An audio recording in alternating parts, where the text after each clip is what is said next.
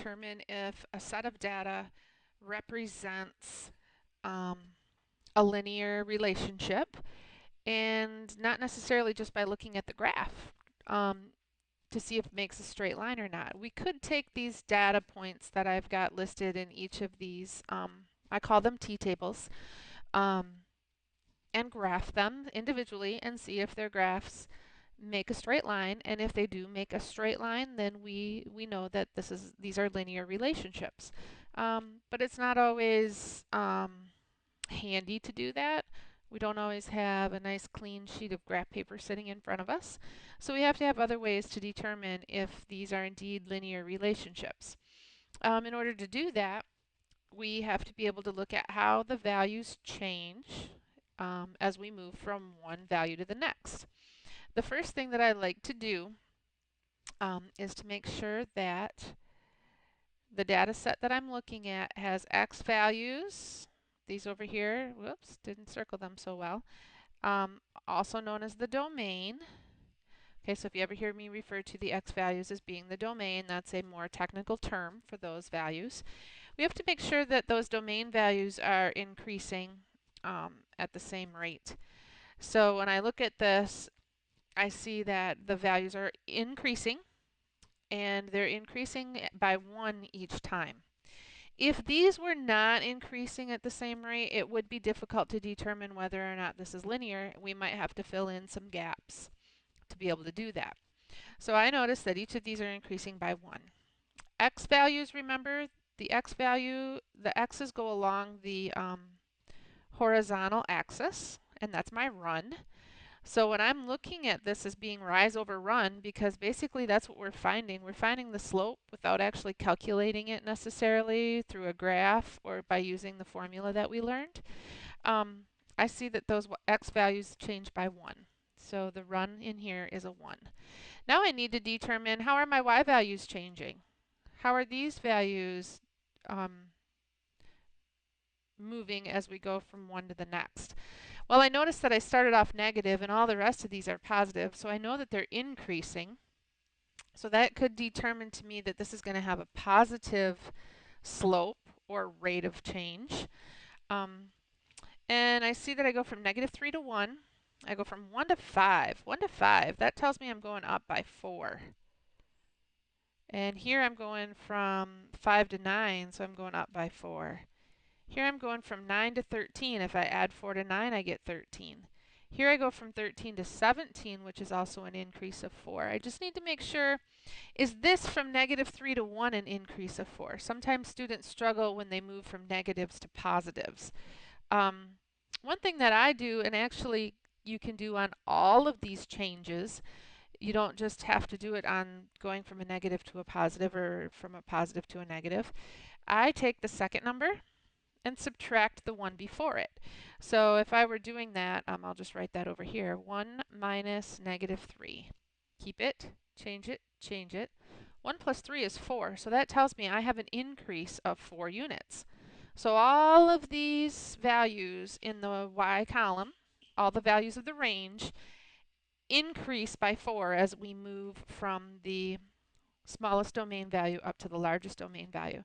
So that means that my rise would actually be 4 units if I were to look at this on a graph. Now, I don't necessarily have to find the slope to determine if this is linear or not.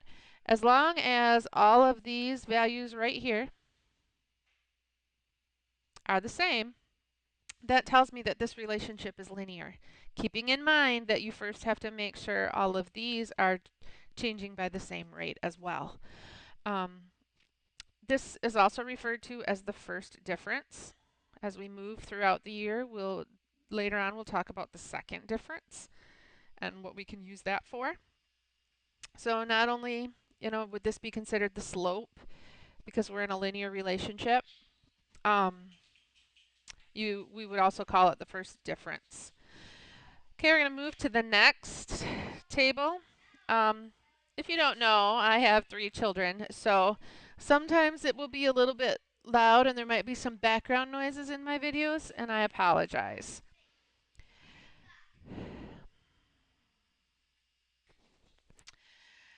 Okay, sorry for that little interruption. hopefully that doesn't happen too often. Okay, moving on to the next data set, the next t-table. Again, I'm going to first start and make sure that these are increasing or decreasing by the same amount. I like my tables to always increase, but there's nothing that says that they have to. Okay, I notice I go from a -2 to a -1, from a -1 to 0, from 0 to 1, from 1 to 2. That looks like a perfect number line to me. My numbers are increasing by 1 each time. So I know that my run, if I were looking for my slope, would be a 1. Now I need to check what these values are doing. From the first to the second, 2 minus 1 is 1, so I went up by 1.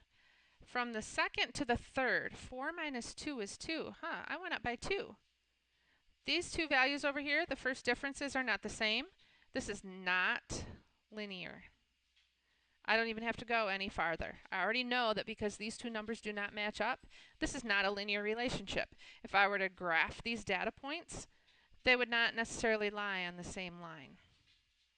Back here to this first one, if the question were, do these data sets represent a linear relationship, you would have to say yes or no. Yes, they are linear, or in this case over here, in the green data points, they're not linear. Okay, so that was a short one. Okay, moving on to the purple one. Again, I want to make sure that my x values are either increasing or decreasing by the same amount. That, because it's the x values, goes along the horizontal axis. That is my run. And they're increasing by 2. So this is a little bit different. If I were determining my slope from this, I would have to make sure that my denominator was a 2 so that I could see what my slope would be and make sure I calculate it correctly. I didn't mention, but this time our table is going from left to right instead of up and down. I wanted to make sure I showed you that those tables are acceptable as well. Now I have to determine if my y values are changing at the same rate. So as I go from value number 1 to value number 2, I go up by 1 unit. 2 minus 1 gives me 1. As I go from value 2 to value 3, I go up by 1 unit. 3 minus 2 is a 1. 4 minus 3 is 1. And 5 minus 4 is 1. So yes, I do increase my y values at the same rate, and my x values increase at the same rate. So yes, this is linear. It's a linear relationship. And if I were needed to determine the slope, I would know that the slope is 1/2. The rate of change is 1/2. The y values increase by 1. The x values increase by 2. Okay, now looking at the orange data set, the last data set that we have. I can see up here on the top the x values are increasing by 1. Sometimes it'll be easy to determine the change in these values, sometimes not so easy. Now looking at these y values here, I see that I start with a positive, but then I go down to the negative. So I can tell that my y values are going down, which is fine. It may still be linear even though those y values are decreasing. I go from a 1 to a -1. Well, -1 minus 1, keep it, change it, that's -2. So I lost 2 going from the first data set to the second data point. Now I go from -1 to -3. Well, -3 minus -1, keep it, change it, that gives me a -2. And now I'm dropping again. I'm going from a bigger number to a smaller number. -5 minus -3, keep it, change it. I dropped 2 again. And I go from -5 to -7. You might notice these are all odd numbers. So because they're decreasing, I have a -2. And therefore my slope, if I had to determine my slope, it would be -2. But at this case, we're just determining if this is a linear relationship or not. And yes, it is. Since this first difference, these are all negatives, that tells me if I were to look at the graph of this line, the graph would decrease from left to right. It would go down.